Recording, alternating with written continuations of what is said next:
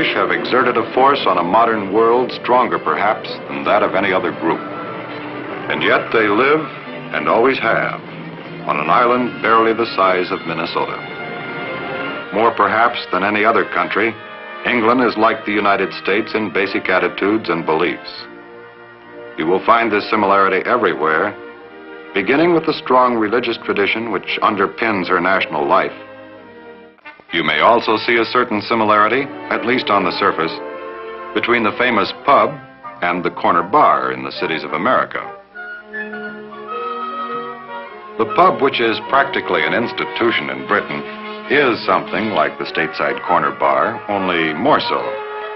It's more like a friendly club, a neighborhood gathering place, where men can meet to share the quiet pleasures of a glass of beer and conversation, where nothing is hurried, a little world all its own.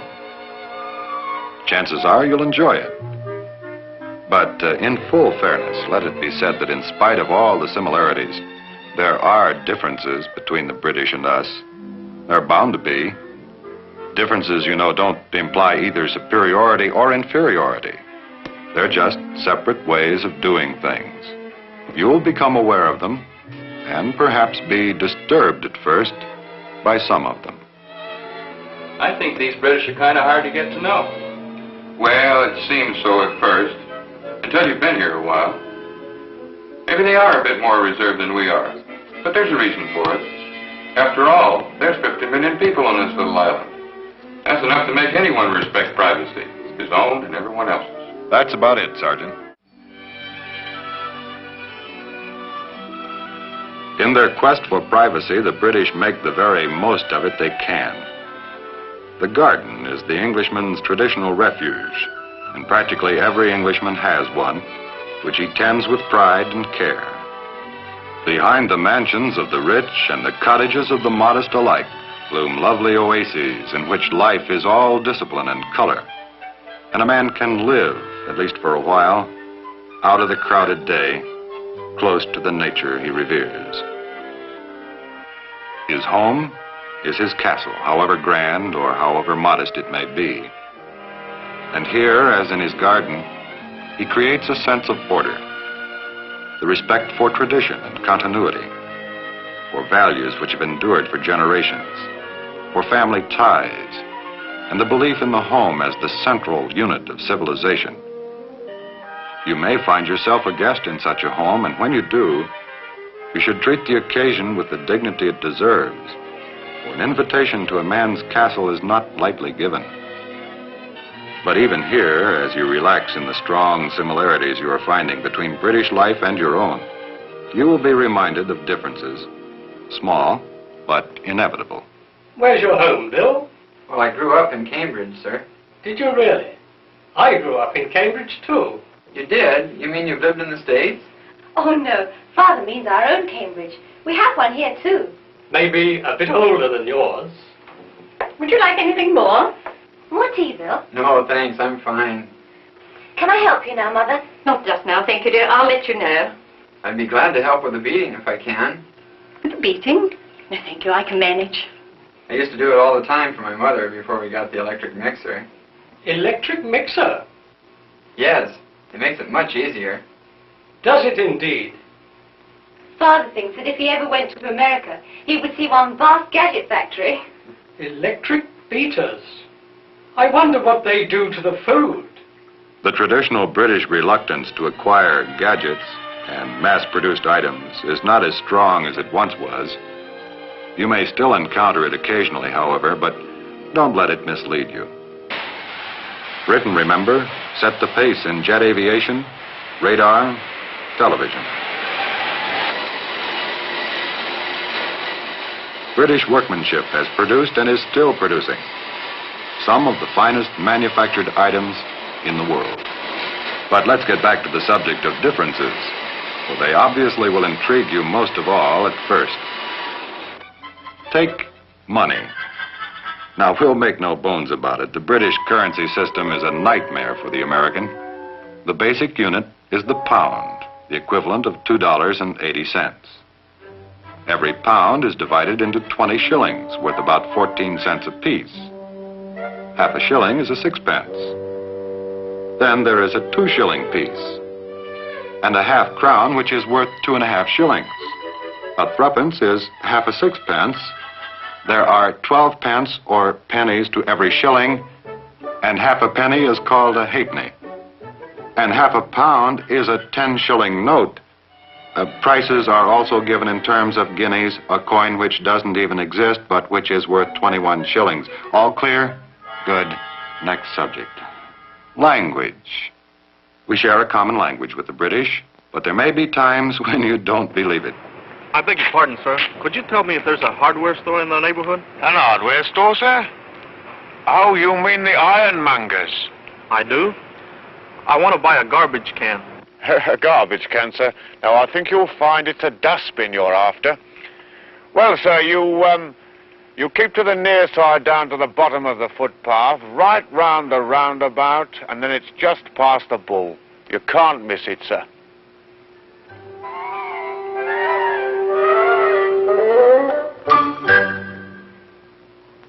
But differences, you know, can be exaggerated out of all proportion. Consider the British teapot, poor, overworked symbol of misconception, and an appropriate illustration of how exaggeration can distort reality. And the simple truth is that the British like tea, most of them, and they down a fair amount of it each day. But, to repeat, differences can be exaggerated out of all proportion. There's nothing in the British approach to tea drinking to justify the wild exaggerations prevalent in so much American folklore. You know the picture. People chattering like squirrels while they swill and nibble in a ceremonial ritual as stylized as the tango. It'll be a shame not to meet them. They're such enjoyable figments of the imagination. But they don't exist, whatever you may have thought. And the part of England they represent is on the far side of the moon. Misconception, growing out of unfamiliarity, is, of course, a two-way street. You may not have thought of it that way, but listen. Know any Yanks? Yes, one or two. Like them? Well, yes, rather. Nice enough chaps. Take a bit of knowing, though. Now, we may not think that we're so hard to get to know, but from the British point of view, well, permit an Englishman to sit in your seat and see how bizarre some American customs and habits might seem through his eyes, particularly in exaggerated form.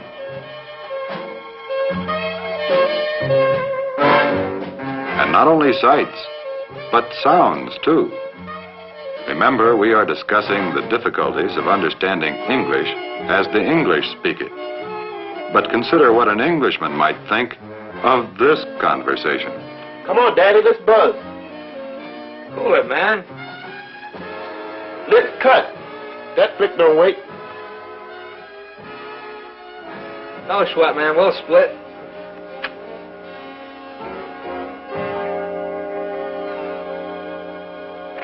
Although the British are a sports-loving people, there are many things they don't understand about our games. Listen, for example, to how one English reporter describes the great American pastime of football. Men in brightly colored helmets, like the crew of a spaceship, rushed on and off the field. Play seemed to be a mixture of conjuring, sleight of hand, and human skittles, and was constantly stopped by the referees. The stoppages provided the fun. Pretty girls leapt up and down in a sort of Maori war dance to stir up the crowd, shouting, "How do you like your oysters? Raw, raw, raw." Strategy is evidently based on this assumption. Nobody knows who's got the ball, so to be safe, knock down everybody in sight. The biggest pile of bodies indicates where the ball is.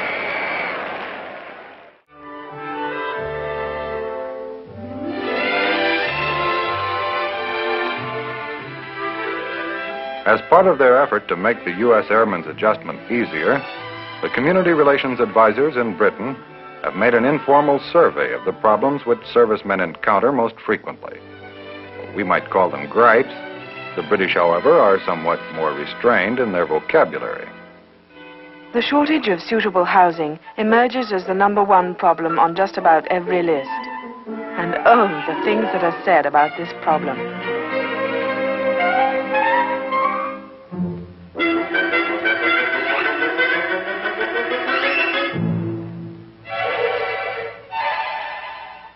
We're joking, you know. Please bear that in mind. The situation is not anywhere near as bad as all this. But a humorous approach makes the point better, as you Americans say. And the point here is that not all the flats and houses offered are as ancient and unmanageable or as haunted as the Tower of London.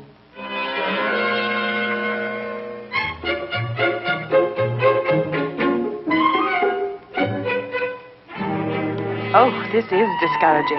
Can you bear any more of it? Oh, dear. This poor chap is having a frightful time of it, isn't he? Driving on the left side of the road and the right side of the car is another thing which can confuse Americans. It all can be so bewildering to newcomers. Confusion, particularly at first, is understandable. But if you're going to drive, it is extremely important that you get to know the rules immediately and observe them every time you're in a car.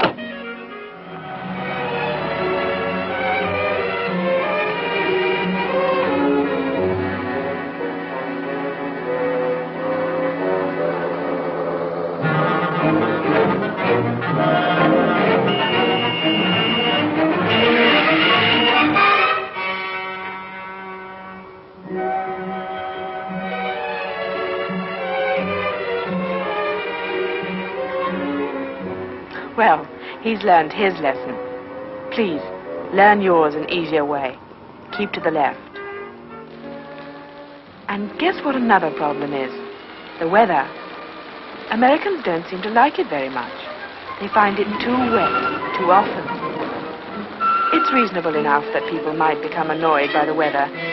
But now, really, there's not a great deal we can do about it, is there? And anyway, to tell you the truth, some of us don't care much for it either. Despite their day-to-day differences, most British people by far are united in basic things, such as their respect for the Crown and their fundamental, bone-deep belief in democracy. For England is, after all, the world's oldest democracy. And of all her glorious traditions, free government resting on the rights of the people is the most sacred.